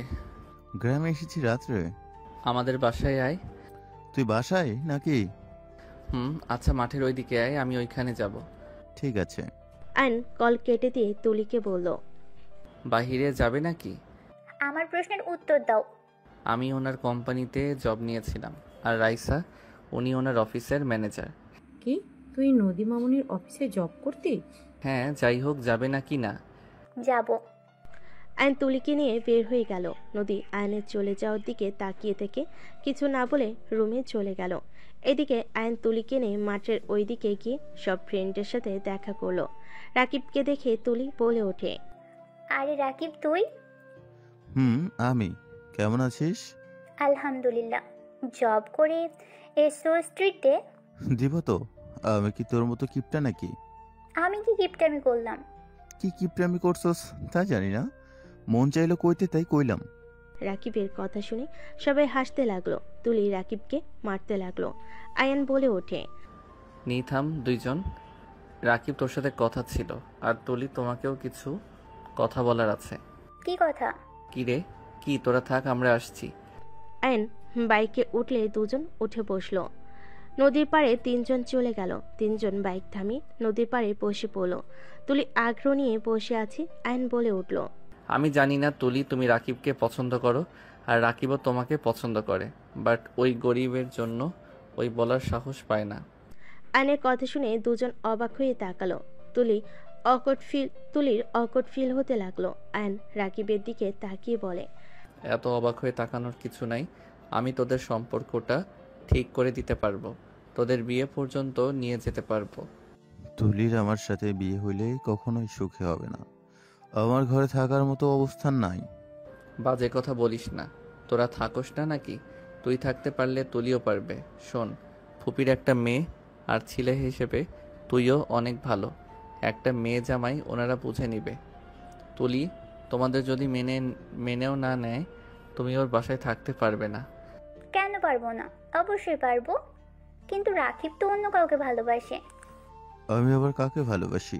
রাকিবের কথা শুনে তুলি ওর ফোন থেকে একটা ছবি বের করে বলল, এই মেয়েটা কে? এইটা তুই কোথায় পাইলি? আরে এইটা তো আমার মামাতো বোন ছিল, ওর তো বিয়েও হয়ে গেছে। আর ওই পায়ে ব্যথা পেয়েছিল, তাই কোলে করে নিয়ে গেছি। এখানে প্রেমের কি ছিল? রাকিবের কথা শুনে তুলি বলে, কুত্তা, আমি অন্য কিছু ভেবে কষ্ট পেয়েছি। তুই কি সত্যি আমাকে ভালোবাসস? জানি না। আমি আসছি, আমার কাজ আছে। ওইখান থেকে উঠে বলল। রাকিব বলল, বাইক রেখে যাব নাকি? যা ভাগ শালা। কাকে শালা বলস? আমি তোর দুলাভাই লাগি, তুই তো আমার শালাই হবি। বিয়ে না করলে তোর কাজিনকে বিয়ে করে তোকে শালা বানাইতাম। আয়নের কথা শুনে দুজন অবাক হয়ে তাকালো। তুলি বলে ওঠে, তুমি বিবাহিত মানে? হ্যাঁ আমি বিবাহিত, বাকিটা রাকিবের থেকে শুনে নিও। বাই। আয়ান বাইকে উঠে চলে গেল। এদিকে রাকিব তুলি দুজনে ভুল বোঝাবুঝি শেষ করে মিল হয়ে গেল। আয়ান বাইক নিয়ে সোজা বাসায় চলে গেল।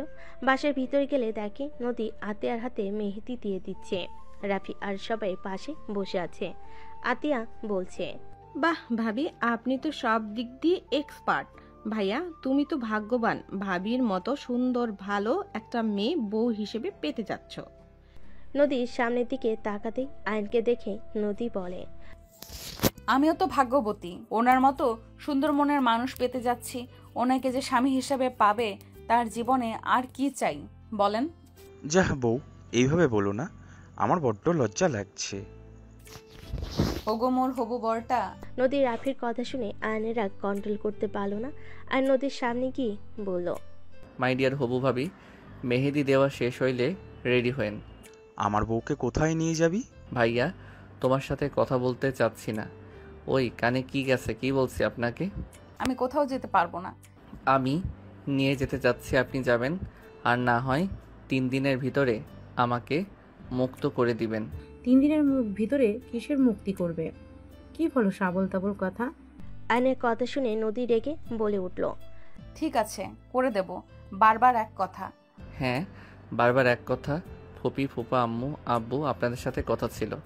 আমি জানি না আপনারা কথাগুলো জানার পর কিভাবে নেবেন। কি কথা বলবি? আমি তুলিকে বিয়ে করতে পারবো না। তুলি আমার ফ্রেন্ড এবং বোন, এর বাহিরে আমরা কখনো একে অপরকে দেখি নাই। আপনাদের চাপে তুলি আমাকে হাজব্যান্ড বলছে। বাহ, এত ন্যাকামি করছে, কিন্তু আমরা দুইজন জানি আমাদের মাঝে কি সম্পর্ক। কি ফালতু কথা বলছিস? তুই মাথা খারাপ হয়ে গেছে নাকি? সবাই জেনে গেছে তুলি আর তোর বিয়ে দিব। আমাকে না জানিয়ে বিয়ে কোন হিসেবে ঠিক করো তোমরা? আমাদের দুইজনের কথা তো একবার শুনবেন, তাই না? না শুনে আগে বিয়ে ঠিক করে ফেলেন। আয়নের কথা শুনে আয়নের আম্মু ঠাস ঠাস করে থাপ্পড় বসিয়ে দিল। আয়ন গালে হাত দিয়ে ওর আম্মুর দিকে তাকালো। তুলি ভিতরে চলে আসলো। আয়নকে ধরে বলল, কি হয়েছে আয়ান? আয়ন তুলির কথা কিছু না বলে তুলির আম্মুর দিকে তাকিয়ে বলে, ফুপি ফুপা, আপনারা তো চান আপনার মেয়ে সুখে থাক নিশ্চয়ই। আয়নের কথা শুনে তুলির আম্মু বলে, অবশ্যই চাইবো আমার মেয়ে সুখে থাক, কিন্তু আয়ান তোমার তো ছোটবেলা থেকেই জান এইটা এইটা বলেই ডাকতে, একে অপরকে ছাড়া থাকো না। সেখানে আমরা তো ধরে নিয়েছি তোমরা একে অপরকে ভালোবাসো, তাই আমরা বিয়ে ঠিক করেছি। আয়নের ফুপির কথা শুনে বলে, চাইবেন না আপনার মেয়ে সুখে না থাক? ফুপি আমরা মজা করি, আমরা ফ্রেন্ড আর কাজিনের বাহিরে কিছু না। তুলি অন্য কাউকে ভালোবাসে, ওদের মাঝে কিছুটা ভুল বোঝাবুঝি ছিল, যেটা আজকে আমি ওদের ভুল বোঝাবুঝি মিটিয়ে দিয়েছি। ফুপি, তুলি ওর ভালোবাসার মানুষকে ছাড়া কখনোই কারোর সাথে সুখী হবে না। ওই কাকে ভালোবাসি শুনি? আমি রাকিবকে ভালোবাসি। ছোটবেলা থেকে আমরা একে অপরকে ভালোবাসলে কখনো কেউ প্রকাশ করি নাই। রাকিব গরিব জন্য ও আমাকে কিছু বলার সাহস পেত না, আর আমি অন্য কিছু ভেবে ওকে কিছু বলিনি। আমি বিয়ে করলে রাকিবকে করব, তাছাড়া আমি কখনোই বিয়ে করব না। তুলির কথা শুনে আয়নের ফুপি রেগে থাপ্পড় মারতে যাবে, সাথে সাথে আয়ন সামনে দাঁড়িয়ে থাপ্পড়টা আয়নের কাঁধে গিয়ে লাগে। আয়ন বলে উঠল, ফুপি, ভালোবাসা কোনো খারাপ কিছু না। যে যার সাথে সুখী তাকে তার সাথে তুলে দিলে কি সমস্যা? ফুপি, রাকিব তো আর খারাপ ছেলে না, ওই একটা ভালো ছেলে। আমার নামে অনেক রিপোর্ট পাবে ওর নামে। কখনো শুনেছো কোনো রিপোর্ট? ওই এই গ্রামে ভদ্র ছেলে হিসেবে পরিচিত। ওই গরিব, এটা কি ওর অপরাধ নাকি? ফুপি প্লিজ আপনারা ওদের মেনে নিন। আইন ওদের রিকোয়েস্ট করতে লাগলো, তুলি ওর আব্বু আম্মুকে পৌঁছাতে লাগলো। ওদের রিকোয়েস্টে সবাই মেনে নিতেই বলল। সবাই মেনে নিলে আইন বলে ওঠে, আই লাভ ইউ সবাইকে। আম্মু, আমি দেশের বাহিরে চলে যেতে চাই। তোমরা তো আমাকে বাহিরে পাঠাতে চাইছিলে। আমি চলে যাব। আমি এই দেশে আর থাকবো না। হঠাৎ করে মন পরিবর্তন করি কেন? না, অনেক ভেবে দেখলাম তোমাদেরও মনও একটু রাখি। সবসময় তো আমার মতো আমি চলছি, এবার না হয় তোমাদের কথা মতো চলি। আব্বু, আমাকে লন্ডনে যাওয়ার ব্যবস্থা করে দিও। ঠিক আছে, পরীক্ষাটা শেষ কর। ওকে। আইন চলে যেতে নিল। তুলি আইনকে পিছন থেকে জড়িয়ে ধরে বলে, ধন্যবাদ। যা ভাগ, টিট দেওয়া বাদ দিয়ে আমাকে ধন্যবাদ দিচ্ছে। ওই, আমাকে তুই বলো কেন? সরি বন্ধুর বউ ভাবি। কথাটা বলে দুজনেই হাসতে লাগলো। নদী আয়নকে বলল, আয়ান, সবার কথা তো ভাবলে, কই আরেকজনের কথা তো ভাবলে না? তার কথা ভেবে রেখেছি। সেই সুখে থাক, সেটা আমি চাই। আমার শত্রুকে সুখে থাকার দোয়া করলে সেখানে সেই তো আমার প্রিয় মানুষের লিস্টে। তার ক্ষতি কিভাবে চাইব? আয়নের কথা শুনে সবাই অবাক হয়ে গেল। আয়নের আম্মু বলে, কার কথা বলিস আয়ান? কেউ না আম্মু। কেউ নাই তাহলে? হ্যাঁ, নাই, কেউ নাই। আপনি নিজের ভালো চাইলে আমার সাথে এখন চলেন। আর যদি আপনি দেরি করেন, সেখানে আমার কোনো কিছু করার নাই। আমি ঢাকা চলে যাব খুব তাড়াতাড়ি। রাইসার সাথে রিলেশন করতে নাকি? নদীর কথা শুনে আয়নের রাগ উঠতে লাগলো। আয়ন রেগে পিছনের দিকে তাকিয়ে বলে, আমি কি আপনার মতো নাকি? যাকে পাবো তাকে ধরবো। আমার লাইফে ফার্স্ট একজন এসেছে, সেই সারা জীবন থাকবে। আপনার মতো আমি না যে মাসে মাসে মানুষ পাল্টাবো। আয়ান, কি ধরনের কথা বলছিস? আয়নের কথা শুনে নদী কান্না করতে করতে বলে, হ্যাঁ হ্যাঁ, আমি তো খারাপ। আমি তো দেহ ব্যবসা করে খাই। তুমি কেন আমার মতো হবে? তুমি তো অনেক ভালো। খারাপ তো আমি। সব জেনে নিজের ভাইয়ের জীবন বাঁচাতে চাও না কেন? তোমার ভাইয়ের সাথে বিয়ে ঠিক হয়েছে, সেখানে সবাইকে বলে দাও নাই কেন যে আমি খারাপ? আমার সাথে বিয়ে হলে তোমার ভাইয়ের লাইফটাই নষ্ট হয়ে যাবে। নদী, এসব কি ধরনের কথা বলিস? আয়ন, তোমাকে আমি অনেক সহ্য করেছি। আর না, তুমি আমার মেয়েকে যাই নাই তাই বলো। তুমি পেয়েছোটা কি? তোমার মনে যা আসবে তাই বলবে নাকি? আর ভাইজান ভাবি আপনারা চুপ করে থাকেন, ছেলেকে কিছু বলেন না। কি বলবে? ঠিক বলে। আমি তো খারাপ মেয়ে, তাই আমাকে খারাপ বলে। আমি চুপ কর। আমি কি জানি না আমার মেয়ে কেমন? আয়ান, তোমার সমস্যা কি? তুমি আমাদের অফিসে জব করতে, ধরতে গেলে নদী তোমার বস ছিল, সেখানে তুমি ওর সম্পর্কে এত বাজে কথা কিভাবে বলতে পারো? তুমি আমার মেয়ের সম্পর্কে কতটুকু জানো? আমি কি একবার আপনার মেয়েকে বলছি ওই দেহ ব্যবসা করে খাই? আর সবসময় বেশি কথা কেন বলো? আমার মেজাজ গরম করে কেন দাও? খারাপ মেয়ে তাই দেয়। আর কোনো কিছু বলবে? আব্বু আম্মু, আমি বাসায় যেতে চাই। ব্যাস, অনেক হয়েছে। আয়ান, তুই সবাইকে ভুল ধরিয়ে দেস। নিজে যে ভুল করছস সেগুলো কিছুই না। তুই নদীকে অপমান কিভাবে করস? তোর কি লজ্জা করে না? ওইগুলো মানুষের সামনে নদীর অপমান করছস। আমার ভুল হয়েছে তোমার হবু ওকে কিছু বলে। আমি হাত জোর করে ক্ষমা চাচ্ছি ভাবি, ক্ষমা করে দেন। আপনার বিষয়ে আর কোনোদিন কিছু বলবো না। যত তাড়াতাড়ি পারেন কাজটা করে দিয়েন। আয়নের কথা শুনে রাফি নিজের রাগ কন্ট্রোল করতে পারল না। আয়নকে ঠাস করে থাপ্পড় মেরে দিলে সবাই চমকে ওঠে। আতিয়া বলে উঠল, ভাইয়া, তুমি ছোট ভাইয়াকে থাপ্পড় মারলে? তুমি তো ছোট ভাইয়াকে কখনোই মারো নাই। হ্যাঁ, মানলাম, অনেকবার বেড়ে গেছিস। আপনার জন্য আমার ভাইয়া আমাকে এই প্রথম থাপ্পড় মারলো। আপনি কখনোই আমার জন্য ভালো ছিলেন না। আপনি ভাইয়ার বউ হতে না হতে আমাকে থাপ্পড় খাওয়ালেন। আর বউ হয়ে আসলে আপনি যে আমাকে এই বাড়ি থেকে বের করবেন আমার বুঝতে আর বাকি নাই। আয়নের কথা শুনে রাফি মারতে যাবে, নদী রাফির হাত ধরে বলে, ভাইয়া প্লিজ বাদ দেন। আমি এখান থেকে চলে যাচ্ছি। আমি চাই না আমার জন্য আপনাদের মাঝে কোনো ঝামেলা হোক। সরি আঙ্কেল আন্টি, আমি রাফি ভাইকে বিয়ে করতে পারবো না। আর আমি ভালো মেয়ে না, আমি অনেক জঘন্যতম মেয়ে। আমাকে ছেলের বউ বানালে আপনাদের এত সুখের সংসার নষ্ট হয়ে যাবে। নদী কান্না করতে করতে দৌড়ে চলে গেল। রাফি রেগে আয়নের গালে আরেকটা থাপ্পড় মেরে বলে, তুই কেমন ছেলে রে? নিজের স্ত্রীকে ফ্যামিলির সামনে পরিচয় দিতে পারোস আর বলস নদী খারাপ? তুই নিজের এত ভালো যে নিজের স্ত্রীকে কারোর সামনে পরিচয় দিতে পারোস না, আবার সেই মুখে বড় বড় কথা। ওই, তুই কাকে খারাপ বলস? আমি সব কিছু শুনেছি। নদী খারাপ নাকি তোর মন মানসিকতা খারাপ? রাফির কথা শুনে সবাই চোখ বড় বড় করে তাকালো। আয়নের আম্মু বলে ওঠে, নিজের স্ত্রী মানে? রাফি এসব কি বলস? ঠিক বলছি আম্মু, নদী আয়নের স্ত্রী। সবাই না শুনে কোনো বাজে কথা বলবে না দয়া করে, আর কেউ কাউকে ভুল বুঝবে না। দয়া করে আমার সম্পূর্ণ কথা শুনবে, তারপর কথা বলবে।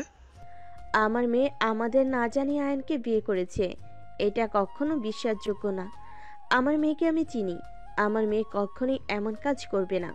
আমার মেয়ে তো অন্য কাউকে ভালোবাসে, তাকে রেখে আরেকটা ছেলেকে, তাও বা জুনিয়র ছেলেকে বিয়ে করবে? অসম্ভব। হ্যাঁ অসম্ভব। ওরা নিজের ইচ্ছা করে বিয়ে করে নাই। বিয়ে করছে আবার বলস নিজেরা ইচ্ছে করে করে নাই? তাহলে কি নদী আপু তোমার স্ত্রী? তুই জানতি নাকি? রাকি বলেছে, বাট ওর স্ত্রীকে সেইটা রাকিবও জেনে না। কিন্তু ওর স্ত্রীর সাথে তো ওর কোনো সম্পর্ক নেই। ওদের বিয়ে তো লোকজন জোর করে দিয়ে দিয়েছিল। আর নদী আপু তো তাহলে আয়নকে ভালোবাসে না। আয়ন ভালোবাসলে নদী আপু অন্য একজনকে ভালোবাসে। তাহলে আপু আবার আয়নের পাশে কাউকে সহ্য কেন করতে পারছে না? আর আয়ান, তুই তো নদী আপুকে অনেক ভালোবাসিস, এমন ব্যবহার কেন করলি? জোর করে বিয়ে দিয়েছে মানে? আমি তোমাদের সব খুলে বলি। রাফি প্রথম থেকে সবকিছু খুলে বলা শেষ হলে আয়নকে বলো, নদীকে তুই যেমন ভাবছস ও তেমন না, বুঝতে পারছস? সবার লাইফে তো প্রেম আসে। কেন, আমি যে রূপাকে ভালোবাসতাম, আমি খারাপ জানার পরেও রূপা আমাকে আজও ভালোবাসে।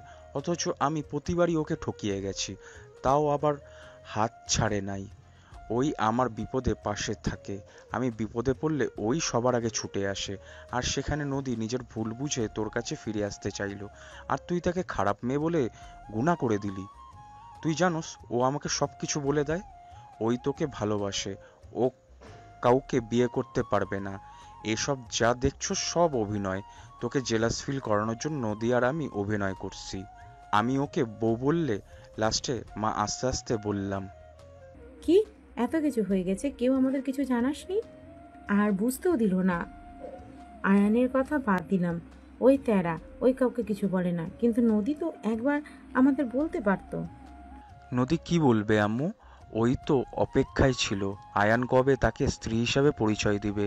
ওই কেন আগে বলবে? আয়ান ছেলে হয়ে নিজের স্ত্রীকে কারোর সামনে স্বীকার করে না, সেখানে ওই মেয়ে হয়ে কিভাবে বলবে?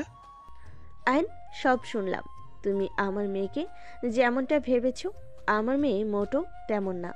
আমার মেয়ের সব কিছু আমি জানি, আমার মেয়ের সব কিছু আমি জানি। শুধু তোমাদের বিয়ের বিষয়টাই ও আমাদের শেয়ার করে নাই। রনির সাথে ওর অনেক বছর রিলেশন, বাট রনি কখনো নদীর কাছেও আসার সাহস পায় নাই। নদী অনেক রাগী, এটা তো অবশ্যই জানো। আমি মা হয়ে বিষয়টা বলতে লজ্জাবোধ হচ্ছে। আমার লজ্জাবোধ হচ্ছে। কিন্তু তুমি বিষয়টা নিয়ে নদীর সাথে কথা বলতে পারতে, এভাবে ভুল বোঝাবুঝি মিটিয়ে নিতে পারতে। আমি কি করব? আপনার মেয়ে তো আমাকে ভালোবাসতো না, আমাকে সহ্য করতো না, আমাকে কত অপমান করছে। আমি তারপর ওনাকে কিছু বলি নাই, বাট লাস্টে বিষয়টা আর মেনে নিতে পারছিলাম না, তাই আমি দূরে সরে এসেছি। কিন্তু ওই আবার এখানে এসে ভাইয়ার সাথে শুরু করে দিয়েছে। নিজের স্ত্রী অন্য এক পুরুষের সাথে এত ন্যাকামি করলে কার সহ্য হবে? ও তোকে রাগানোর জন্য এমন করতেছে, যাতে রেগে গিয়ে তুই সবাইকে সব বলে দোস নদী তোর স্ত্রী। বাট উল্টা তুই কি করলি? ডিভোর্স চাওয়া শুরু করছো? অত মাথা কাজ করে না। এখানে আবালের মতো দাঁড়িয়ে না থেকে ভাবিকে গিয়ে সামলাও। উনি মনে হয় লাগেজ গোছানো শুরু করে দিয়েছে নাকি? ভাইয়া, ভাবিকে যেতে দিও না। আয়নার এক মুহূর্ত দেরি না করে দৌড়ে নদীর রুমে চলে গেল। নদী বের হবে সাথে সাথেই আয়ন নদীকে জড়িয়ে ধরে ঘরের ভিতর ঠেলে নিয়ে যেতে লাগলো। নদী বলতে লাগলো, এ ছাড়ো বলছি, আমাকে যেতে দাও। আয়ন দরজা লাগিয়ে দিয়ে বলে, জান যাও না, তোমাকে ছাড়া ভালো লাগে না। এই যে কান ধরছি, আর কোনোদিন তোমাকে বাজে কথা বলবো না, আল্লাহর কসম। আর কখনোই তোমাকে গালাগালি করব না। আমাকে যেতে দাও, আমার মতো খারাপ মেয়ের সাথে সংসার করতে হবে না, ছেড়ে দাও আমাকে। আয়ন নদীর পা জড়িয়ে ধরে বাচ্চাদের মতো করে কান্নার অভিনয় করে বলতে লাগলো, যাও না বউ, তোমাকে ছাড়া আমি একা থাকতে পারবো না। বিয়ে করে সিঙ্গেল থাকতে ভালো লাগে না। এইবারের মতো ক্ষমা করে দাও, আমাদের বাচ্চার কথা ভেবে ক্ষমা করো। আয়নের মুখ দেখে আর কথা শুনে নদী হাসি থামিয়ে রাখতে পারল না।